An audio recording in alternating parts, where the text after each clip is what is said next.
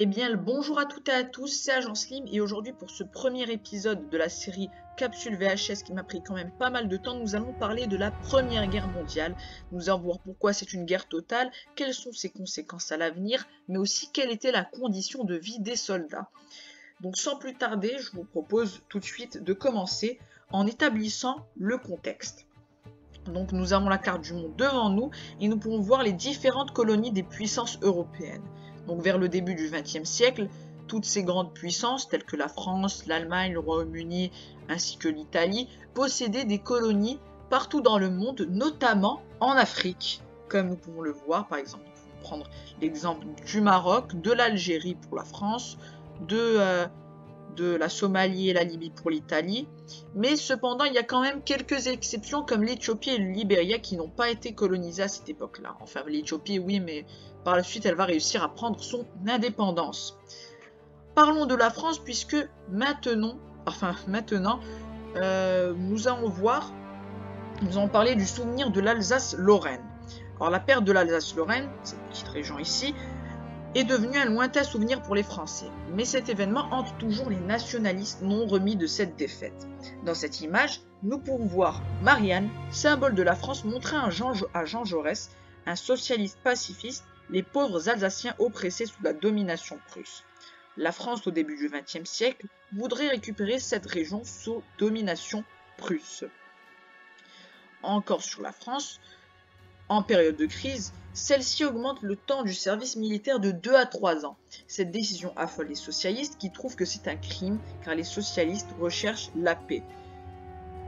Donc la France, on peut dire qu'elle est en état de crise avant cette fameuse guerre. Encore une fois, au début du XXe siècle, le Maroc, là je fais une petite faute, reste encore un des rares territoires non colonisés en Afrique. Ainsi, le pays attire les appétits des grandes puissances cherchant à s'approprier ce territoire stratégique, notamment la France, l'Allemagne, l'Espagne et éventuellement le Royaume-Uni qui pourraient entrer dans cette course à la colonisation. En 1905, l'empereur Guillaume II propose au pays un protectorat, mais la France aussi visait le Maroc qui lui donnerait un nouveau territoire. Après de nombreuses contradictions entre les deux pays, en 1910, l'Allemagne envoie des navires de guerre à Tanger, menaçant la France. Finalement, il trouve un accord et en échange du Maroc, la France donnera ses territoires d'Afrique australe à l'Allemagne. Donc sur cette petite caricature à notre droite, nous pouvons voir le Maroc représenté sous la forme d'un lapin et étiré par les grandes puissances. Par exemple, là nous pouvons voir l'Espagne, ici le Royaume-Uni représenté avec le petit homme avec son chapeau, l'Allemagne avec le casque au pic, comme nous allons voir plus tard, et la France juste ici. Alors du côté des Allemands, l'extension de l'industrie allemande. Le Royaume-Uni craint l'Allemagne au niveau industriel et a peur d'être détrôné de sa première place de plus grande puissance mondiale. Dans les années 1880, l'Allemagne élargit son territoire industriel dans d'autres pays, ce qui inquiète ses rivaux, craignant la montée en puissance de l'État.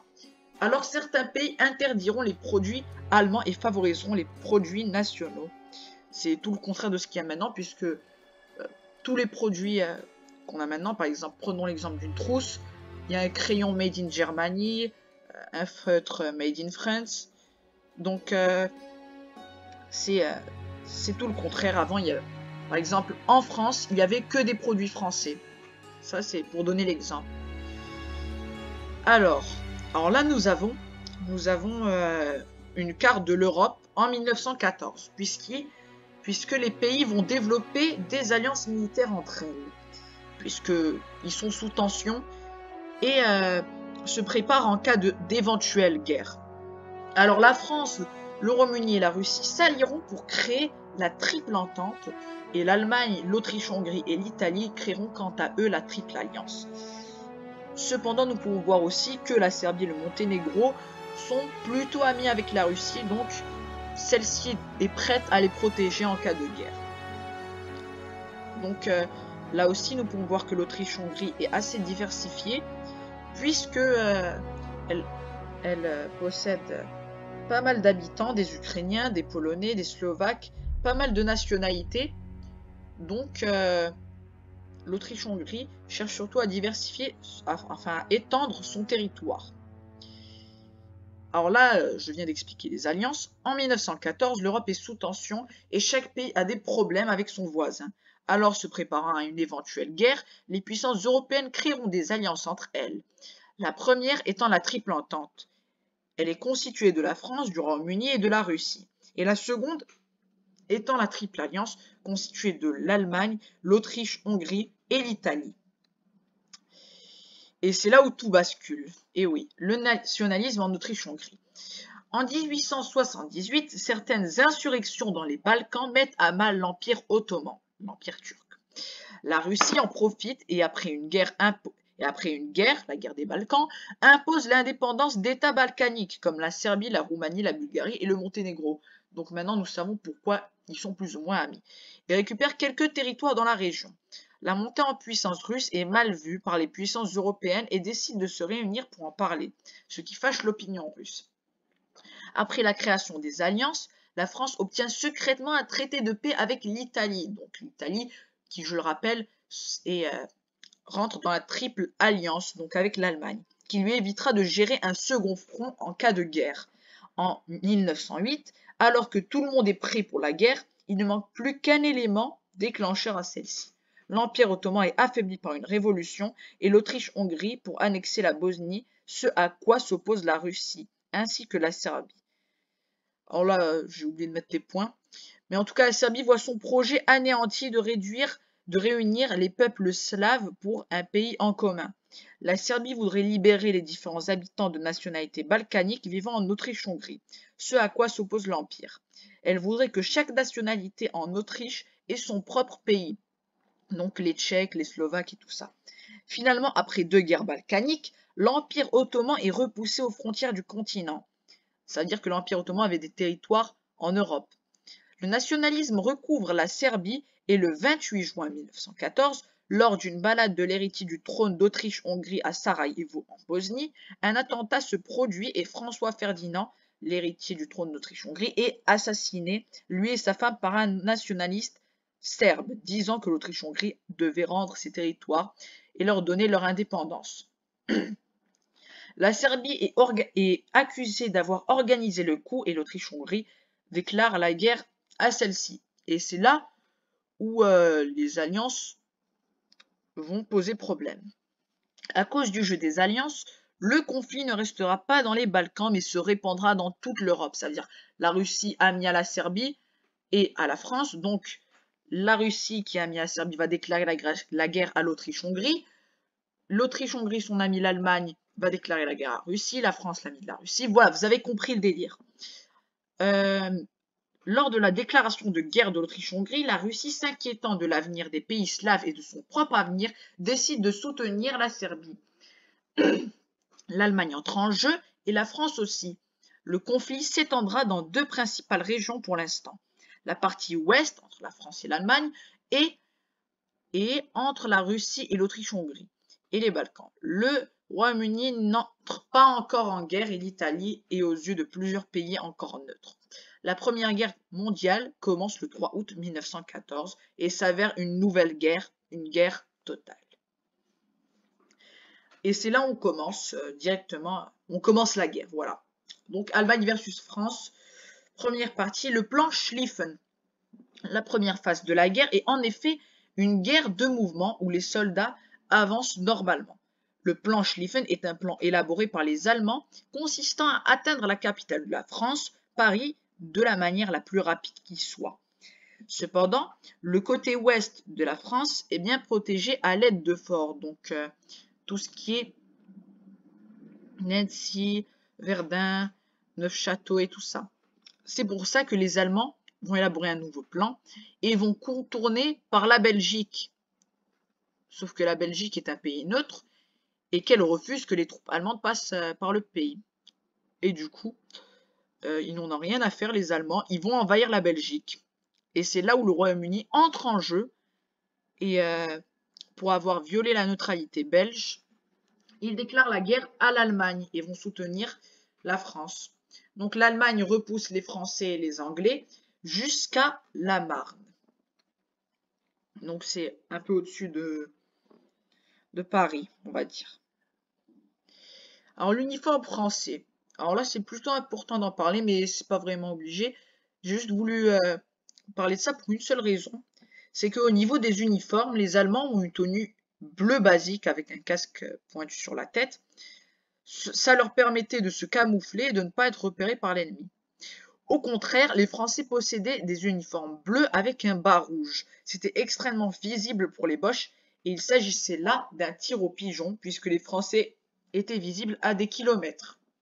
Donc voilà, je trouvais juste c'est un peu drôle de parler de l'uniforme français, mais voilà, c'est quand même un peu bête de leur part. Alors, voilà, donc là c'est une image des soldats à la Marne en septembre 1914. L'attaque allemande par la Belgique surprend la France. L'année 1914 privilégie les offensives, c'est la guerre de mouvement, puisque on va le voir, cette guerre est séparée en deux parties. Il y a la guerre de mouvement, donc la guerre classique, comme la guerre de sécession et les autres guerres, et la guerre des tranchées, une nouvelle façon de combattre, et c'est ce qu'on va voir maintenant. La course à la mer. Le plan allemand échoue, donc le plan Schlieffen. Et finalement, les Français, les Anglais et les Belges réussissent à repousser les Allemands.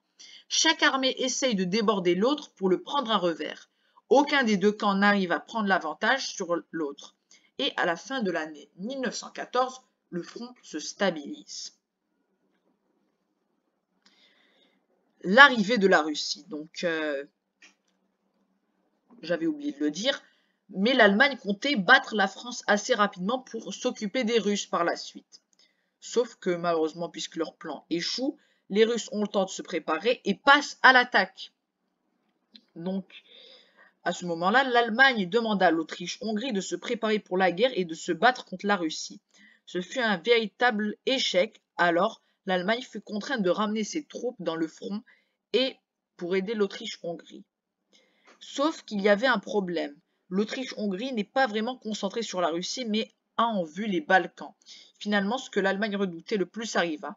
Elle dut gérer le front ouest avec la France et l'armée britannique, et le front est contre la Russie. La Russie, ouais, toute seule. Pourtant, l'Allemagne n'était quand même pas seule et pouvait compter sur son allié autrichien pour retarder les Russes. Les images sont extraites de la vidéo Oversimplified. Pour ceux qui ne la connaissent pas, c'est une vidéo très connue en anglais. Donc voilà, je trouvais que les images étaient quand même pas mal. Donc pour résumer un petit peu tout ça, l'Autriche-Hongrie s'en moque pas mal de la Russie, mais préfère aller vers les Balkans pour se venger de la Serbie. Oui, la guerre des tranchées. Avec la contre-offensive française du côté ouest, les Allemands sont contraints de battre en retraite. Ils finissent par s'enfoncer dans des positions défensives et creusent des tranchées pour s'abriter. Les Français font de même et le front se stabilise. Un système de tranchées longe alors toute la France. Les tranchées adverses se faisaient face et étaient bien défendues. La zone entre les deux se nommait le No Man's Land, l'endroit où ne se trouvait aucun humain. Chacun bombardait l'autre à l'aide de grenades et de canons. Une fois qu'un camp décidait d'attaquer, il se précipitait vers les tranchées adverses. Par conséquent, il eut plusieurs offensives meurtrières sans aucun intérêt, vu que le camp adverse possédait en son sein des mitraillettes, anéantissant toute forme de vie dans le No Man's Land. La protection des tranchées. Les tranchées étaient protégées par des barbelés et des croix de bois. Les barbelés sont des sortes de fils de fer enroulés entre eux. Ils étaient très aiguisés et si par malheur un soldat se plantait la jambe là-bas, il était littéralement condamné puisqu'il restait bloqué tout en souffrant à cause du fil.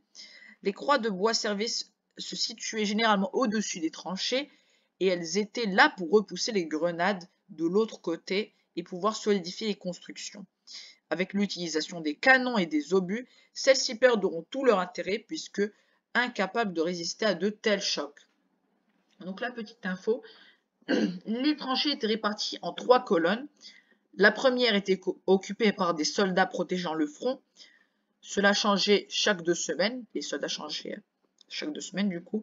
Le second était réservé aux gardes et aux dortoirs. Et le troisième était réservé pour les blessés et les caves où dormaient la plupart du temps les soldats. Alors là, on a un petit plan des tranchées. Donc, ici, nous avons par exemple les tranchées russes, un exemple, hein, et là, les tranchées autrichiennes. Donc, chacun a mitraillé l'autre à l'aide de ses mitraillettes, les grenades, les canons. Et ici, la zone au milieu, c'est le no man's land, tout simplement. Lorsqu'un camp fonçait vers les tranchées adverses, il était compliqué de les atteindre, non seulement à cause des barbelés et des mitraillettes, mais à cause des cratères d'obus et de l'humidité siégeant sur le terrain, ralentissant les soldats. Alors, les assauts recommençaient plusieurs fois et à chaque fois, soit les soldats battaient en retraite, soit ils mouraient. Ils continuaient jusqu'à ce qu'un camp envahisse l'autre. Même si cela arrivait, le pire était que le pays vainqueur gagnait à peine quelques kilomètres. Donc c'est vraiment misérable. Donc je crois que je l'ai mis là, voilà. L'avancée française, donc encore la vidéo Oversimplified. Après une victoire, le front ne changeait pas tellement. Les assauts étaient meurtriers et en plus de cela, l'avancée était à peine visible sur carte. Donc là, avant la bataille, est-ce qu'on voit vraiment la différence? Je ne crois pas. Donc, l'avantage colonial. Alors là, on va parler des ressources. L'entente possédait de très nombreuses colonies dans le monde et pouvait faire venir des troupes de celles-ci, notamment la France. Le Royaume-Uni a aussi commencé un blocage naval pour éviter à l'Allemagne d'importer des ressources comme de la nourriture. Donc, juste contexte, là, on a l'Allemagne, ici, là, on a le Royaume-Uni, donc un blocage naval, ils vont bloquer tout ce territoire entre le Royaume-Uni et la Norvège pour empêcher que les Allemands importent, pour éviter que les Allemands importent de la nourriture ou d'autres ressources via leurs colonies en Afrique. Alors, les colonies allemandes furent envahies et l'Allemagne commençait petit à petit à perdre son industrie. Lorsque la guerre fut annoncée, l'Australie anglaise s'empressa de s'emparer de la Nouvelle-Guinée allemande en Afrique, où les Français et les Anglais s'appropriaient les colonies allemandes aussi. Le but était clair, empêcher l'Allemagne de s'approprier les ressources nécessaires pour la guerre. Donc ça a son importance quand même, on va le voir encore une fois par la suite. L'entrée en guerre de deux nouveaux pays. Deux nouveaux pays entrèrent en guerre. Tout d'abord, l'Italie qui sortit de sa neutralité et le Japon. Ce dernier était aux côtés de l'Entente. Alors qu'il se bâtissait un empire dans le Pacifique, ce dernier fut heureux de prendre les îles allemandes en Asie orientale. L'Italie n'appréciait pas vraiment être aux côtés des Allemands et Autrichiens, alors, après quelques désagréments entre eux et la promesse de territoire pour la France, si elle se joignait à elle, alors l'Italie changea de camp et se battit aux côtés de l'Entente. Donc pour rejoindre les Français, pour rejoindre l'Entente, les Français ont proposé à l'Italie des territoires s'ils gagnaient la guerre. Donc ça les a motivés et ils ont rejoint l'Entente. Alors là, on va voir l'Empire japonais. Donc ça, c'est l'Empire japonais avant la guerre. Enfin, bien avant la guerre, quand même, au début du XXe siècle. C'est le Japon que nous connaissons aujourd'hui. Ensuite, un peu plus après, donc le Japon a envahi la Corée, Taïwan aussi, et une partie de la Russie ici aussi. Cette partie de la Chine était occupée par les Allemands. Les Japonais vont aussi s'empresser de s'en emparer. Et petit à petit, le Japon se construit un empire. Regardez, tac, on passe du Japon que nous connaissons aujourd'hui à ça. Donc, la Corée, Taïwan et les îles d'Océanie. Donc, le Japon, on peut dire que c'était le pays qui gérait le Pacifique, surtout. Alors, un nouvel allié, encore. Les empires centraux sous la Triplice sont dévastés en apprenant que l'Italie changeait de camp. Mais heureusement pour eux, un allié très proche les rejoint dans leur bataille. Il s'agit de l'Empire ottoman. L'Empire ottoman ne savait pas s'il était judicieux d'entrer en guerre, car il ne s'était toujours pas remis du choc de la guerre des Balkans. À la fin, ils entrèrent en guerre du côté de la Triple Alliance et de nouveaux fronts apparurent, soit le Moyen-Orient et les Balkans, sans compter le Pacifique ainsi que les colonies allemandes dont on a parlé précédemment. Donc, l'entrée en guerre de l'Empire ottoman bouleverse un petit peu la guerre au niveau territorial, puisque vers l'Arabie Saoudite et le territoire que nous connaissons aujourd'hui, se trouve tout simplement un nouveau front. Puisque, alors là, vous allez vous poser des questions. Oui. Puisque l'Empire ottoman possédait tous ces territoires-là, Syrie, Arménie, Kurdistan, Mésopotamie, ils sont quand même bien loin de l'Angleterre et de la France. Donc, qu'est-ce qu'ils courent en fait? À part la Russie qui est là. Eh bien, c'est les colonies qui ont leur importance. Puisque l'Égypte, qui est juste à côté de l'Empire ottoman, est anglaise. Donc, il s'agit d'une nouvelle bataille dans ce front-là. Pour ceux qui ont vu ma vidéo sur Battlefield, justement, on incarnait les Anglais contre les Ottomans en Égypte. Voilà, Battlefield en plus. Les attaques ottomanes. L'entrée en guerre ottomane intéressait particulièrement le Royaume-Uni qui avait en vue le pétrole du Moyen-Orient. L'Empire ottoman commença par s'attaquer à la Russie à Sarikamish. Ouais. Mais ces derniers ne s'attendaient pas au froid russe et moururent presque tous.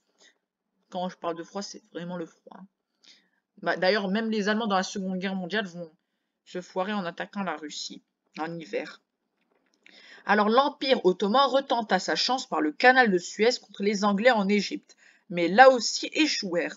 C'était au tour de l'entente d'attaquer. Ils essayèrent de prendre les Dardanelles à Gallipoli pendant une longue guerre des tranchées, mais ce fut un échec. Donc les Dardanelles, c'est environ ici. Voilà, c'est là. Donc l'entente vient par là. Mais à leur tour, ils se sont foirés contre l'Empire ottoman. À ce niveau-là. Donc, tac. Donc l'image qu'on a vue précédemment, celle-là, elle est tirée d'une mission dans Battlefield. La mission des Dardanelles, justement. Le génocide arménien.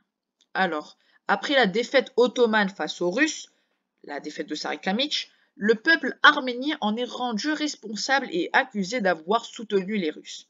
Alors commence la déportation de civils et l'extermination de familles et de peuples dans la région. Les Ottomans décrivent les Arméniens comme des ennemis intérieurs et que le seul moyen de s'en débarrasser est de tous les exterminer. Le génocide aura commencé en 1915 et se terminera en juillet 1916, faisant au total 1 million de morts. En fait, presque toute l'Arménie. L'Arménie qui n'était pas encore un pays, mais qui se trouvait dans cette région-là. On va dire, elle était partagée entre l'Empire ottoman et les Russes. Donc ce fut un véritable carnage quand même. Hop, on avance. Les règles de guerre. Ah, encore, vous allez voir que ça, pour les images. Bien avant la Première Guerre mondiale, lors de la Convention de La Haye, on établit des règles de guerre comme celle d'interdire les bombardements ainsi que celle de ne pas attaquer les civils et l'interdiction d'armes chimiques. L'Allemagne pendant la guerre voyait le petit jeu de l'entente en capturant ses colonies. Alors les Allemands décidèrent de violer les règles. L'Allemagne bombarda Paris à l'aide de Zeppelin 2 fois et Londres une 50aine de fois. C'est là où nous arrivons aux armes de guerre et leur violence. Alors, la guerre totale et les violences en masse. Près de 70 millions de soldats sont convoqués et mobilisés. La guerre des tranchées fait toujours rage et la guerre nécessite tous les efforts possibles. Les usines de fabrication des munitions sont vides et plus aucun homme n'est présent dans les rues. C'est alors les femmes qui s'occupent de cette industrie et se mettent à travailler à leur tour dans les usines. Nous appelons ces femmes les munitionnettes. La main-d'œuvre coloniale, elle non plus, n'est pas négligée et participe à l'effort de guerre. Les civils font de tout leur possible pour aider les soldats sur le front et sont influencés par la propagande. La propagande et les emprunts nationaux. La propagande permet de convaincre les civils et de les inciter à des buts précis.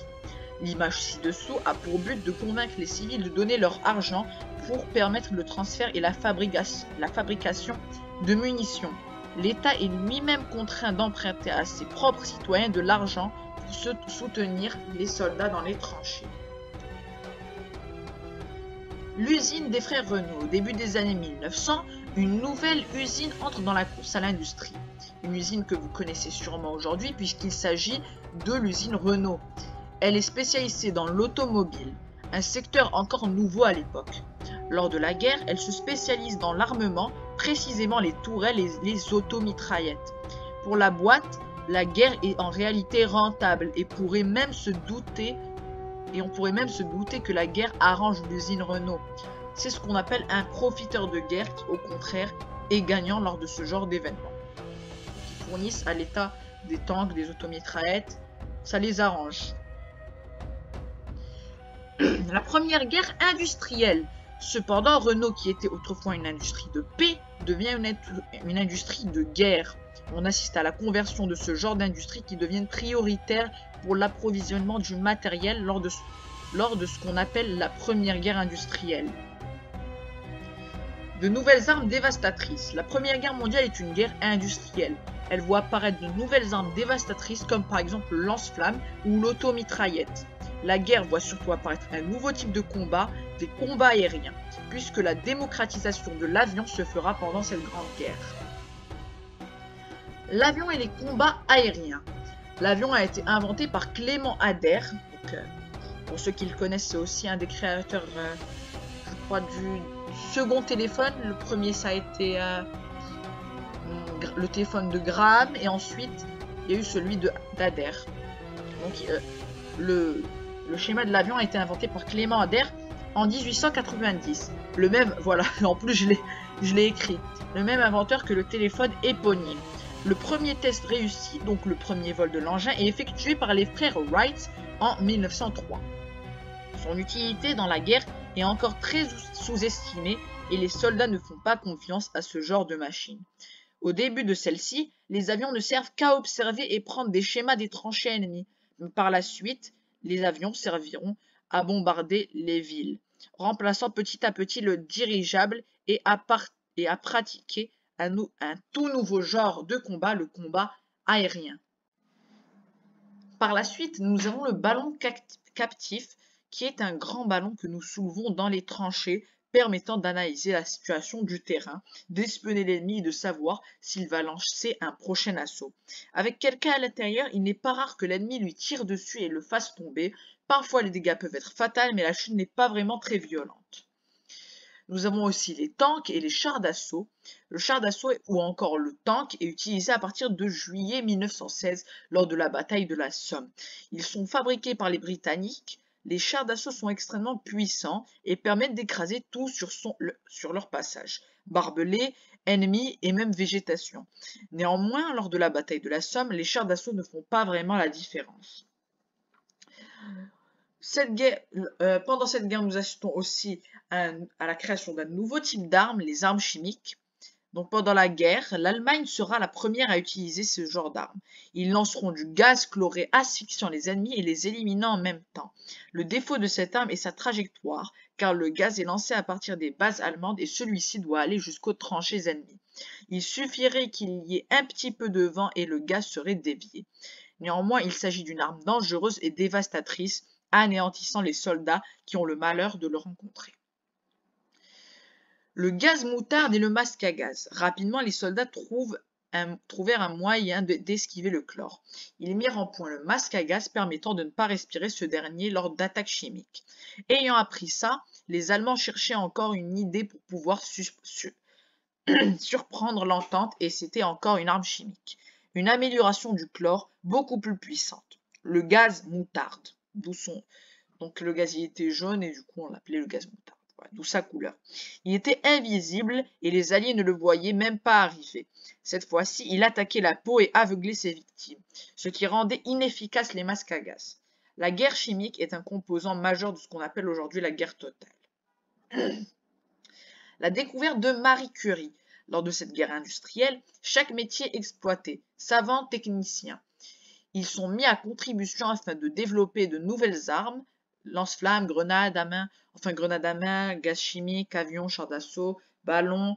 En amont à tout cela, une scientifique franco-polonaise du nom de Marie Curie reçoit 2 prix Nobel pour avoir découvert 2 nouveaux éléments chimiques, elle et son mari.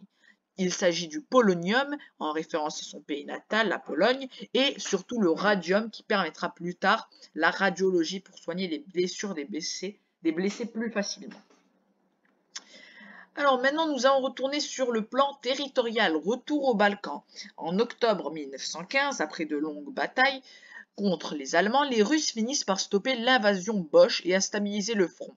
La Bulgarie, souhaitant s'accaparer les territoires balkaniques, se joint aux empires centraux. Alliés à l'Autriche-Hongrie, ils décident d'attaquer la Serbie. En réaction, les troupes échéantes des Dardanelles violent la neutralité de la Grèce et se joignent à la Serbie. Ces soldats ne peuvent résister et fuient par l'Albanie en passant par l'océan. Les troupes finissent par se réfugier en Grèce. La Bulgarie et l'Autriche-Hongrie s'emparent également de l'Albanie. Je croyais que j'avais écrit l'Albanie et l'Autriche-Hongrie. De l'Albanie et du Monténégro. Donc j'ai oublié quand même de le dire. Mais la zone qu'on peut observer sur cette carte, tout ce qui est Grèce, enfin peut-être pas Grèce, mais tout ce qui est Serbie, Monténégro, Albanie, Bulgarie et tout ça, tout ce qui est au sud de l'Autriche-Hongrie, ça s'appelle les Balkans. Voilà. Les U-boats et le drame de la Lusitania. Les sous-marins allemands sont appelés les U-boats pour éviter...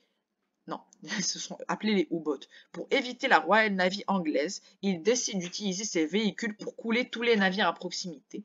Des navires civils sont coulés, dont un étant la Lusitania, un bateau américain. L'incident dégrade l'opinion américaine vis-à-vis des Allemands. Wow, l'effet 3D. L'entrée en guerre du Portugal. Dans les coulisses de la guerre, le Royaume-Uni faisait peu à peu ami avec le Portugal. Celui-ci confisqua des navires allemands dans leur port et l'Allemagne leur déclara la guerre. Même si ils ne joueront pas vraiment un rôle majeur. La plus grande bataille navale de l'histoire. Dans la mer du Nord, les Allemands et le Royaume-Uni se lancent dans la plus grande bataille navale de l'histoire. Ils utilisent tous les deux les mêmes navires, les Dreadnought. Pendant cette longue bataille maritime, les Anglais avaient perdu beaucoup de troupes, mais les Allemands en infériorité décidèrent de se retirer et de fuir pendant la nuit pour revenir à leur port. Maintenant, nous allons parler de la censure militaire qui est quand même un élément très important, comme on va le voir. Alors, les soldats envoient régulièrement des lettres à leurs proches ou à leur famille. Certaines fois, il pourrait y avoir des paroles cherchant à monter le peuple à la révolution ou même des espions en envoyant leur rapport au camp adverse. C'est pour cela que, pendant la guerre, chaque lettre de correspondance privée est ouverte avant de l'envoyer véritablement à la personne censée la recevoir. Ces personnes se chargent de censurer toutes les infos antimilitaristes ou même de savoir s'il y a des espions dans leur camp. Elle a aussi pour but de rassurer l'opinion publique en censurant également les journaux, pouvant raconter des atrocités ou des massacres, bien évidemment masqués. Alors maintenant, nous allons voir un exemple de cette censure. Donc, c'est la lettre d'un soldat envoyée à sa femme le 25 mars 1917. Tenir les civils dans l'ignorance de la vie des poilus. Donc, les poilus sont les Français. Le surnom des Français pendant la guerre. Nous risquons de ne pas nous comprendre si tu parles arrière et moi front. Là, c'est la lettre. C'est le soldat qui parle. Les sacrifices de tout ordre, de toute nature, sont une loi que le poilu voudrait voir partagée en deçà des lignes à la manière du front, carte de sucre. C'est donc qu'il y a du sucre, dit le poilu. Taxe sur entrée au cinéma. C'est donc qu'ils vont au théâtre, les gars. Charbon rare, bois hors de prix. C'est donc qu'ils se tiennent les pieds chauds. Et le pain rassis, quel risé sur le front où l'on réquisitionne les sacs à pain. Soldats du 31e régiment d'artillerie coloniale. Cette lettre a été censurée pour dissimuler la situation de vie difficile des soldats. Parce que, vous en doutez, ils n'avaient pas de pain, pas de théâtre, ni de sucre.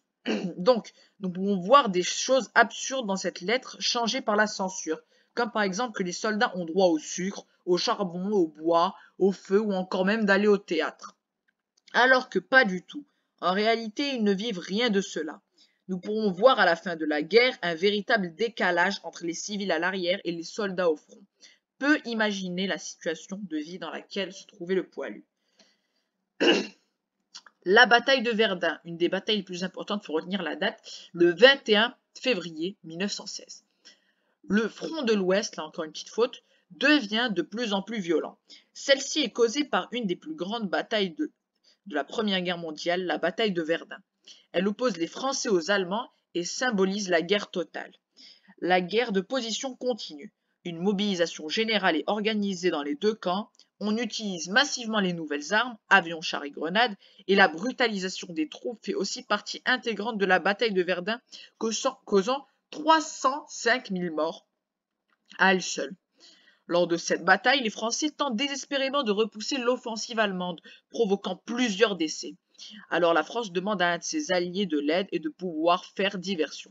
C'est alors que le Royaume-Uni déclenche, ailleurs, une bataille avec quelques Français, un peu plus à l'ouest, appelée la bataille de la Somme.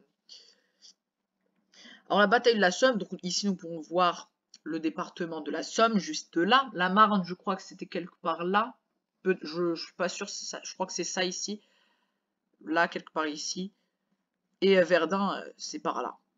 Mais je suis pas sûr. L'Alsace, là, on avait vu que c'était là. Bref, alors cette bataille-là, elle commence le 1er juillet 1916. Contrairement à la bataille de Verdun, c'est une des batailles les plus violentes de la guerre et la plus meurtrière. Aujourd'hui connue pour son immense cimetière. Voilà, comme on le voit en bas, le cimetière de la Somme. Cette terre est aussi réputée pour son effroyable carnage. La bataille aura fait 60 000 morts juste le premier jour. Ça sera aussi la première fois où les Anglais utiliseront un engin tout droit sorti d'un film de science-fiction, les tanks. Cette bataille ardue ayant duré 4 mois au total aura causé 1,2 million de morts, donc dans toute la guerre, qui, je le rappelle, a fait 10 millions de morts, soldats. 1,2 million viennent de la bataille de la Somme. C'est quand même horrible. Soit 1 sur 10 des morts de la Grande Guerre. Voilà, c'est ce qu'on a dit. Alors, les Russes contre les Allemands, opération Broussilov. En octobre 1916, les Allemands repoussent avec force les Russes. Mais après l'appel à l'aide lancé par la France, la Russie réaménage ses forces et repousse l'invasion allemande, se débrouillant plutôt bien jusqu'à ce qu'il soit à court de ressources et soit bloqué. Et c'est là, non pas encore, la Roumanie pense que c'est le moment d'entrer en guerre, alors elle se joint aux côtés de l'entente, sauf qu'après l'annonce, les Austro-Hongrois, accompagnés des Bulgares et des Allemands, l'envahissent quelques jours après son entrée de guerre. Donc voilà, elle se fait littéralement déglinguer. Et c'est là, non toujours pas, la Grèce, ah oui ça c'est quand même important aussi, les Grecs se battaient entre eux pour savoir s'ils devaient entrer en guerre ou non. Le roi de Grèce était pour la triplice, mais le premier ministre penchait plus du côté de l'entente. Après une courte division nationale, pendant laquelle le pays se scinda en deux, le roi abdiqua et la Grèce se réunifia aux côtés des Alliés. Alors, l'armée grecque, accompagnée des Français, des Italiens, des Serbes et des Anglais, commencèrent une offensive massive vers les Balkans pour reprendre les territoires perdus. Donc c'est quand même ici une bataille assez importante. Le conflit continue au Moyen-Orient. Donc, si vous l'avez remarqué, on parle de différents fronts. Roumanie, opération Broussilov, Moyen-Orient. Alors, en mai 1916, le Royaume-Uni négocie secrètement, je le rappelle, le Royaume-Uni qui vise le pétrole, négocie secrètement avec la France le partage des territoires arabes en cas de victoire. Ils soutiennent tous deux des révoltes arabes à la Mecque et les poussent à se battre contre l'Empire ottoman en échange de terres. La Russie force les Ottomans à se replier au nord et les Anglais en Mésopotamie cherchent à préserver le pétrole présent dans la région. L'attaque anglaise contre les Turcs. En Mésopotamie, les Anglais envoient une armée se dirigeant vers la ville de Kurde. Une fois arrivée, elle est encerclée puis prise au piège. Une seconde offensive est lancée du côté ouest et est. Le Royaume-Uni promet aux Juifs un foyer en Palestine. Tous les peuples arabes combattent aux côtés des Anglais et envahissent une grande partie de l'Empire ottoman. L'attaque est principalement dirigée par un célèbre officier anglais, qu'on peut voir sur l'image, du nom de Lawrence d'Arabie. Et maintenant, on arrive à l'année 1917, qui va craquer en premier. Au début de cette année-là, tous les camps sont épuisés. Des mutineries s'engagent sur le front français, ça veut dire des révoltes. Les Allemands mouraient de faim à cause du blocus naval, et la guerre avait épuisé toutes les ressources de la Russie. La question maintenant, c'était qui était le premier à craquer. Eh bien, c'est la Russie. La révolution russe, lassée de la famine et que Raspoutine ait été au pouvoir pendant des années, le peuple russe réclame la paix et le pain. Des ouvrières manifestent Pétrograd, les soulèvements et les émeutes se transforment rapidement en une révolution et le gouvernement du tsar est renversé et remplacé par les bolcheviks dirigés par Vladimir Lénine et Trotsky. Et Léo Trotsky. Un régime communiste sera imposé par la suite. Là encore une petite faute, c'est pas communisme, c'est communiste. Mais entre-temps, l'Allemagne donne 2 mois à la Russie pour se retirer du combat. Le traité de Brest-Litovsk. 2 mois passent et la Russie n'a toujours pas signé d'armistice avec l'Allemagne. Ces derniers en profitent pour attaquer de nouveau la Russie, qui cette fois-ci se retire des combats pour de bon en signant le traité de Brest-Litovsk. L'Allemagne oblige la Russie de reconnaître de nouveaux États indépendants, dont l'Ukraine, qui sera envahie une nouvelle fois par la Russie en 1920, la Biélorussie, la Courlande, la Lituanie, la Livonie et l'Estonie. Donc il n'y avait pas encore la Lettonie à ce moment-là. La vie dans les tranchées. Dans les tranchées, les soldats souffrent. Ils dorment sous de la terre susceptible de leur tomber dessus et le bruit des obus traumatise les soldats. Certains iront même à se suicider ou se mutiler à cause des effets de guerre. Mutiler, ça veut dire s'infliger des dégâts eux-mêmes pour être ramenés à l'arrière. Sauf que, bien sûr, les officiers s'en rendront compte et puniront les soldats qui se mutileront. Tout est humide, recouvert de cadavres et l'odeur y est nauséabonde. Contrairement à la propagande décrivant la guerre comme un moment de joie pour les soldats, certains civils n'imaginèrent même pas l'horreur des combats. Mais par-dessus tout, la peste des tranchées était bien entendu les rats et les poux. Les rats sont attirés par les corps. Ce type de rat est gros et empêche les soldats de dormir. Ils dévastent les abris et paraissent très affamés. Donc ça, c'est une description. Là, je me rappelle que j'avais pris ça d'un livre qui s'appelle « À l'Ouest, rien de nouveau ». Voilà. Des soldats sont même spécialisés Attendez. Les soldats sont même spécialisés sans l'élimination. Non. En fait, certains soldats sont spécialisés pour éliminer ce genre de bestiole. Donc, c'est pas sans élimination. Je sais pas ce qui m'est arrivé à ce moment-là. Même si les troupes font du mieux qu'elles peuvent pour personnaliser leurs abris, les poux hantent toujours les soldats. Il est impossible de les tuer un par un quand on a des centaines et les soldats trouvent des techniques pour les éliminer à l'aide de bougies. Les loisirs des soldats. Dans leur temps libre, les soldats se divertissaient en jouant aux cartes, mais aussi en sculptant des œuvres à l'aide des matériaux à leur portée, douilles de grenades, munitions, fusils cassés, comme des statuettes ainsi que des couronnes ou plus communément des bacs. Les mutineries de 1917. Pendant toute l'année 1917, les soldats vont manifester dans les tranchées et trouvent que le gouvernement ne respecte pas ses promesses. Certains soldats finissent même par se mutiler pour retourner à l'arrière. Ces mutineries sont causées par la défaite du chemin des dames, la plus grande défaite militaire française. Alors, la chanson de Crown. Cette chanson écrite en 1915 se voit redonner une nouvelle vie. La chanson de Crown a été écrite par un soldat inconnu. Elle dénonce les effets de la guerre et la lassitude des soldats. Elle sera interdite par la censure militaire et causera des manifestations dans les tranchées françaises. Elle sera censurée à cause des paroles antimilitaristes et de nombreux innocents ont été tués, étant soupçonnés d'être à l'origine de la chanson.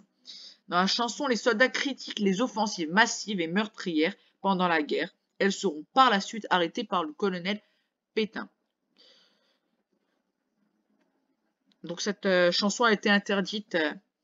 Elle a été interdite jusqu'en 1974 où finalement on lui a rendu hommage. Alors, le colonel Pétain justement est l'un des vainqueurs de Verdun pendant la guerre. Il dirige les armées et est connu pour avoir amélioré les conditions de vie des soldats dans les tranchées et connu comme étant un grand stratège mais aussi pour celui qui a démocratisé l'utilisation de l'avion pendant la guerre.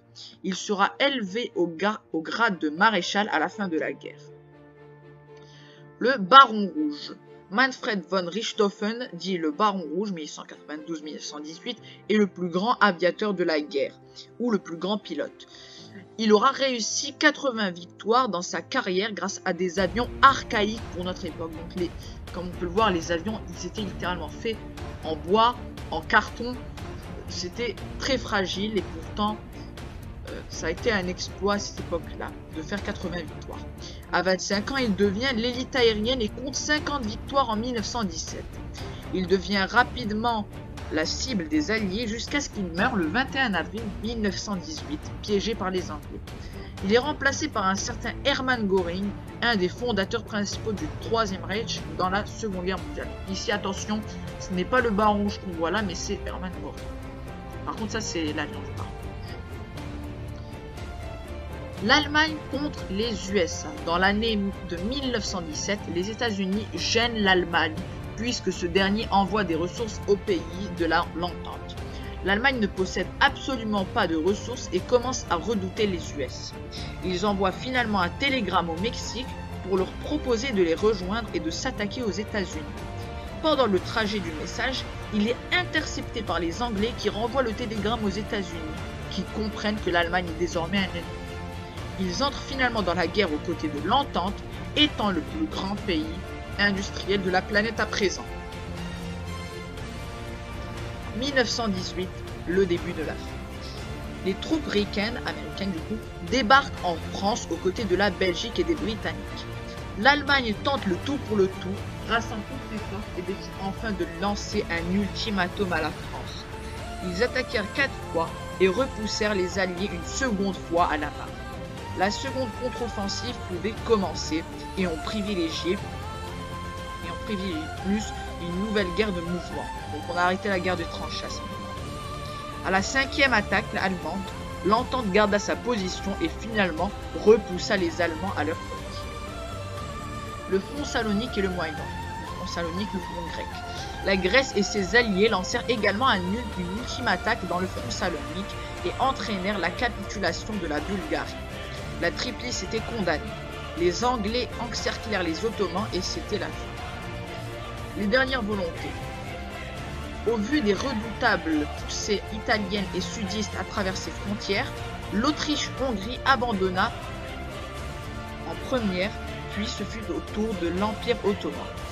Seuls les Allemands restaient encore debout et auront géré toute la Triplice pendant toute la guerre. Cette fois, les Américains réunirent toutes leurs troupes et à l'aide des Français procédèrent à la seconde contre-attaque de la Marne, lançant cette fois-ci un ultimatum. L'ennemi fut repoussé et le 11 novembre 1918, à Rotonde, signèrent un armistice et se déclarèrent sortis de la guerre. Et maintenant, nous passons aux conséquences de cette fameuse guerre. Conséquences territoriales et économiques pour l'Allemagne. Le 28 juin 1919 est signé le traité de Versailles. L'Allemagne est reconnue coupable de la guerre et en subira toutes les conséquences. Elle devra réduire son armée, payer les réparations de guerre et perdra surtout 20% de son territoire. Le traité est vécu humiliant et injuste par les Allemands et le peuple n'aime pas la nouvelle république proclamée, la République de Weimar. L'Allemagne perd également 10% de sa population au profit de la Pologne recréée et possédant un accès à la mer. Le pays est coupé en deux et la Sarre, région riche en charbon qui appartenait à l'Allemagne, passe au profit international pendant les 15 ans à venir. Une crise financière touche par la suite le pays. Une nouvelle Europe. L'Autriche-Hongrie est totalement démantelée, la Roumanie récupère quelques territoires et la Tchécoslovaquie est créée. Ainsi que le royaume des Serbes et des Croates, autrement dit la Yougoslavie. L'Empire ottoman se dissout, devient la Turquie que nous connaissons aujourd'hui. Les pays baltes reprennent leur indépendance, Estonie, Lituanie, Lettonie, et la Finlande refait son apparition avec la Grèce remportant quelques territoires. L'après-guerre. Après la Grande Guerre, nous remarquons en Europe, plus particulièrement en France, des classes creuses et un manque d'hommes par rapport aux femmes. Ce phénomène ayant été causé par le nombre de décès atroces qu'aura fait la guerre. Donc si nous analysons ces statistiques, par exemple, là je vais prendre ce stylo. Ici nous avons les femmes du coup, après la guerre, et ici les hommes. Donc, Ici, nous pouvons voir les femmes de 45, ouais, 45 ici, à 20 ans. Et nous pouvons voir que il y a quand même un grand écart ici. Qu'il y a un manque d'hommes. Mais ici aussi, comme on remarque, il y a un manque d'enfants. Pourquoi? Alors, 250 milliers d'hommes en 1922, de 20 à 45 ans, 320 milliers de femmes en 1922, de 20 à 45 ans, qui d'ailleurs s'occuperont des commerces, qui géreront l'industrie. En termes démographiques, les classes creuses se trouvent tout au bas du graphique. Voilà, c'est ce qu'on vient d'entourer. Nous apercevons que des cases normalement pleines sont vides. Ce sont les naissances qui auraient dû avoir lieu. Mais à cause du manque d'hommes, ce qui aurait dû se passer se soldera par un manque d'enfants dans les années 20. Ça veut dire que puisqu'il n'y avait pas assez d'hommes, il ne pouvait pas y avoir assez d'enfants à la fin de la guerre. Du coup, ce qui causa un véritable écart à ce moment-là. Ce sont les naissances qui auraient dû avoir lieu, mais à cause du manque d'hommes, ce qui aurait dû se passer soldera, je l'ai déjà lu ça. Un manque de main-d'œuvre lié aux hommes est présent dans le pays et les femmes, ainsi que les recrutés coloniaux, contrôlent les commerces à la place des soldats à la fin de la guerre. Je vais décrire à la fin. Ok. Maintenant, passons aux séquelles de guerre. Des mutilés, les gueules cassées, on les surnomme les gueules cassées, les invalides, des orphelins ainsi que des veuves se retrouvent à tous les coins de rue, dû au grand massacre de la Première Guerre mondiale. Cette vision d'horreur mènera à un traumatisme alimentant les idées de pacification, mais aussi de la glorification de la violence et du nationalisme. D'ailleurs, une expression sera inventée en 1919, que vous connaissez sûrement, la Der des Der, signifiant la dernière des dernières, créée en pensant que la Grande Guerre serait la dernière et que le monde vivrait enfin en paix, ce qui ne fut malheureusement pas le cas. Bilan de guerre. 11 départements, 2907 communes, 485 000 hectares de forêt et 923 000 hectares de terres cultivables sont dévastés. 930 nouveaux hectares de hectares de nouveaux cimetières apparaissent. Les zones de guerre, essentiellement les fronts, sont dévastés. Plus précisément le front de l'Ouest, en France et en Allemagne, où les villages et les campements sont quasiment ravagés. Les dettes entre alliés à la fin de la guerre. Donc il faut savoir que pendant la guerre, les alliés se devaient des dettes. Par exemple, là on a la France. Dans ce petit schéma, nous avons la France en haut en vert, le Royaume-Uni et les autres pays. Donc au début de la guerre, le Royaume-Uni fournissait par exemple à la France ou bien aux autres pays pas mal de ressources. Donc ces autres pays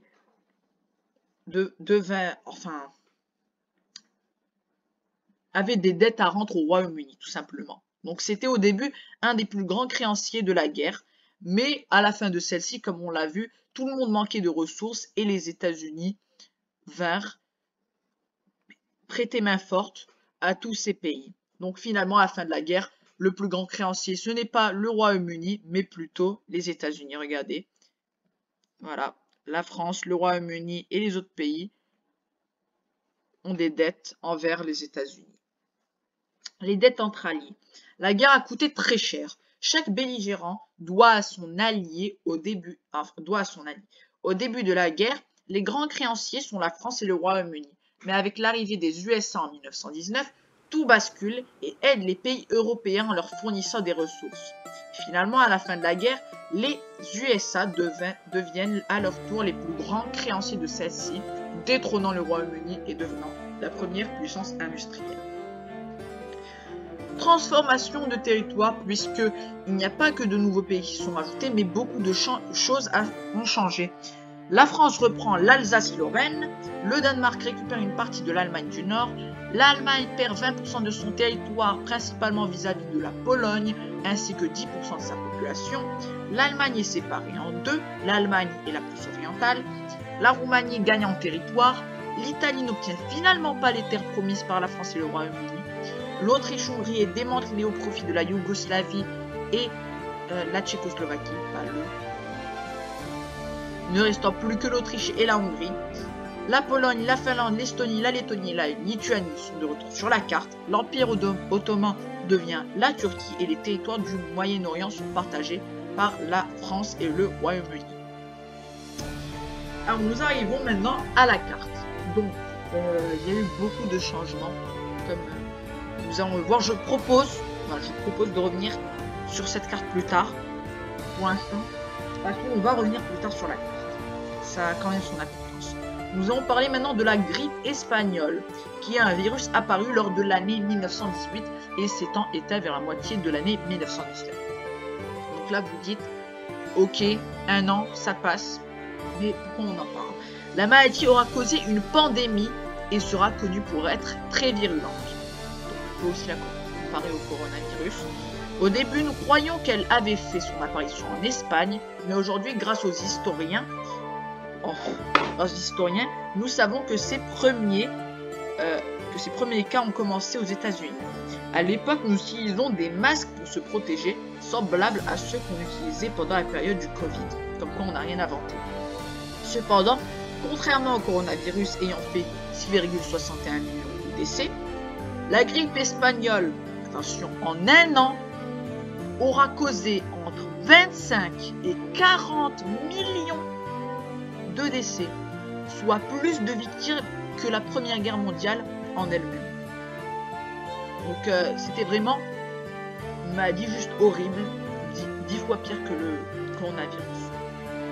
Donc quand même. Mission Clémenceau, détruire l'Allemagne. Lors du traité de Versailles, le 28 juin 1919, dans le palais éponyme, le chef du Conseil français, Georges Clémenceau, fera tout ce qui est en son pouvoir pour affaiblir l'Allemagne. Ce sera lui qui s'occupera le plus du cas du pays après la guerre et insiste pour leur imposer de lourdes peines. Étant l'ennemi juré de la France à cette époque-là, et ayant combattu face à eux pendant la Grande Guerre, le pays est lourdement puni et donc est rendu rapidement responsable de la guerre. La réaction du peuple allemand. L'Allemagne se sent humiliée par les vainqueurs et trouve le traité injuste car on y fait référence que l'Allemagne est responsable de la guerre. Un nationalisme fort touchera le pays et de nombreuses caricatures verront le jour démontrant l'absurdité du traité pour les civils. Par exemple, sur cette caricature très célèbre du journal Simplicissimus, nous voyons Woodrow Wilson, le président des États-Unis à gauche, ainsi que David Lloyd George, tout à droite, ancien Premier ministre du Royaume-Uni, mais aussi et surtout Georges Clémenceau au milieu. Face à eux se tenant un homme sur le point de se faire guillotiner. Cet homme-là représente le peuple allemand condamné par les vainqueurs et par Georges Clémenceau, tenant la corde de la guillotine, prêt à la lâcher pour détruire le peuple boche. Qu'en est-il de la Russie? Celle-ci, je le rappelle, s'est retirée de la guerre grâce au traité de Brest-Litovsk. Et grâce à la révolution russe, elle réforma entièrement le pays et est prête à se concentrer sur ses propres affaires. Lénine ainsi que Trotsky imposeront le tout premier régime communiste de l'histoire. Régime visant à éliminer les propriétés privées pour des propriétés collectives, mais aussi à l'égalité des richesses. Entre 1917 et 1922, 15 territoires utiliseront le même régime et en 1922, à eux, 15 formeront l'Union des républiques socialistes soviétiques, plus communément appelée l'URSS. Voilà. Donc, nous avons cité ces 15 pays. Nous avons tout d'abord la Russie qui est là. Nous avons le Kazakhstan. Quand même, on voit pas très bien ce qu'il y a dans cette carte. Je l'ai quand même écrit ici. Donc, on a aussi l'Arménie, voilà, c'est mon lit tout simplement. La Russie, l'Ukraine, la Biélorussie, le Kazakhstan, le Turkménistan, le Tadjikistan, le Turkménistan, l'Azerbaïdjan, l'Arménie, la Géorgie, la Moldavie, les pays baltes, Lettonie, Lituanie, Estonie et l'Ouzbékistan. Très bien. Nouvelle mission, mission Wilson, rétablir la paix dans le monde. Le 8 janvier 1918, Woodrow Wilson, président des USA, annonce dans un discours devant le Congrès du pays un programme visant à arrêter la guerre et reconstruire l'Europe. Il y propose 14 idées qui sont interdiction à la diplomatie secrète, liberté de commercer en temps de guerre comme en temps de paix, abolition des barrières économiques, élimination des taxes, réduction des armements, réajustement des possessions coloniales, évacuation du territoire russe par les Allemands, évacuation de la Belgique par les Allemands, restitution de l'Alsace-Lorraine à la France, rectification des frontières italiennes, développement autonome seul des territoires d'Autriche et d'Hongrie, accès à la Serbie à la mer, développement autonome des peuples non turcs comme l'Arménie, création de la Pologne et accès à la mer, création d'une association générale des nations chargée de protéger la dépendance politique et l'intégrité territoriale des petits comme des grands États. Donc, comme nous allons voir, il s'agit de la Société des Nations. La Société des Nations est une société imaginée par Woodrow Wilson, lui-même censé rétablir la paix dans le monde. Cette organisation se révèle vite inefficace du fait de la non-adhésion des pays vaincus. Donc comment on peut rétablir la paix sans qu'il y ait les pays vaincus, de l'URSS, mais aussi des États-Unis eux-mêmes, puisque après le président Wilson vint James Fairman Fielder, un républicain renonçant à cette société préférant s'occuper des affaires en Amérique.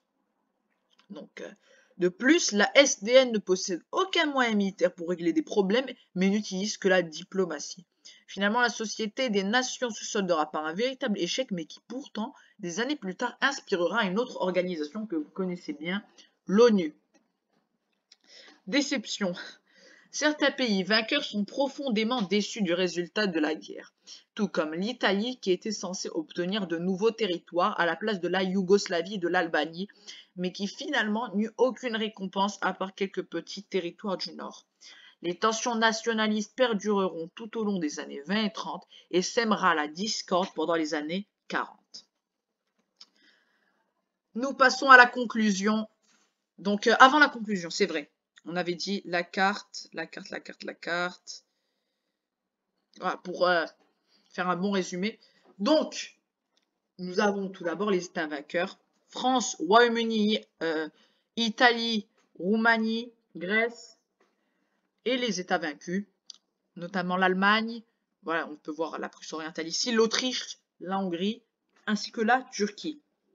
Donc, qu'est-ce qui s'est passé sur cette carte? On va commencer par l'Ouest. Donc tout d'abord, comme on peut le voir, l'Allemagne, les territoires allemands ont diminué, comme le Danemark qui prend le nord de l'Allemagne, cette partie-là qui devient sous contrôle international, et surtout la Pologne qui est recréée ici, qui va semer un petit peu la zizanie pour les Allemands. Justement, alors, l'Allemagne et, alors, tout simplement, la Pologne, voilà, elle est là, et elle obtient un accès à la mer. C'est ça le truc. C'est ça qui pose problème pour les Allemands. Puisque la Prusse orientale, qui était un territoire qui était collé à l'Allemagne, est à présent séparée et est seule du coup. Donc la Pologne sépare les deux territoires et rend mécontents les Allemands. L'Autriche-Hongrie, qui je le rappelle était quand même un vaste territoire, est séparée en plein de petits pays. Donc il ne reste plus que l'Autriche et la Hongrie. La Tchécoslovaquie ici, la Yougoslavie là. La Grèce qui récupère pas mal de territoires aussi. Ensuite, en haut, nous avons la Lituanie, la Lettonie et l'Estonie qui sont recréés, ainsi que la Finlande. Quant à l'Empire ottoman, eh ben, il est tout simplement détruit. Il perd tous ses territoires au Moyen-Orient et il ne reste plus que la Turquie que nous connaissons aujourd'hui. Cependant, en 1920 entre 1920 et 1922 aura lieu une guerre entre les Turcs et les Grecs et les territoires du Moyen-Orient sont séparés sont partagés entre la France et le Royaume-Uni. Donc ici nous pouvons voir l'URSS, voilà, la Russie, ici il y a le Kazakhstan normalement un petit peu plus là, l'Azerbaïdjan, la Géorgie, l'Arménie, etc. Voilà, normalement on a tout vu. On a tout vu, on va passer à la conclusion. La Première Guerre mondiale aura été une guerre industrielle et surtout totale, nécessitant les efforts de toutes les populations. Elle est restée marquée dans l'histoire, de part par le courage des soldats et leur résistance aux tranchées, mais aussi grâce à son histoire ayant marqué le monde entier. Elle laisse un héritage derrière nous et nous rappelle l'époque où le monde était en guerre et celle où chacun pourchassait l'autre. Avec un total de 10 millions de morts soldats, si on rajoute les victimes du génocide arménien et de la grippe espagnole, la Grande Guerre sera la guerre la plus meurtrière que l'histoire ait connue. Quoique. En tout cas, merci d'avoir regardé cette vidéo jusqu'au bout. J'espère qu'elle vous a plu parce qu'elle, quand même, elle aura pris pas mal de temps. Ça fait extrêmement plaisir quand même. N'hésitez pas à mettre un pouce bleu, à vous abonner et à partager la vidéo. Donc, franchement, j'espère qu'elle vous a plu. Ça a été vraiment pas mal. Donc voilà. En tout cas, entre-temps, je vous dis à la prochaine. Portez-vous bien et ciao tout le monde.